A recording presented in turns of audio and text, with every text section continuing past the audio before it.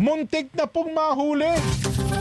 Parang palos daw po si gaming tycoon Charlie Atong Ang sa kanyang hideout kahapon ng umaga. Ayon mismo kay Secretary John Vic Remulla.